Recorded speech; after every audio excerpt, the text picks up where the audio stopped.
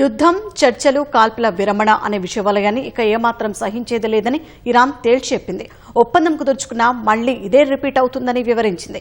Iran విద్యుత్ కేంద్రాన్ని లక్ష్యంగా చేసుకుంటామంటూ అమెరికా అధ్యక్షుడు ట్రంప్ చేసిన ప్రసంగంపై ఇరాన్ స్పందించింది. అమెరికా, ఇజ్రాయెల్ దాడులు చేసినంతకాలం ఇరాన్ ప్రతీకార దాడులు చేస్తూనే ఉంటుందని ఇరాన్ విదేశాంగ శాఖ పేర్కొంది.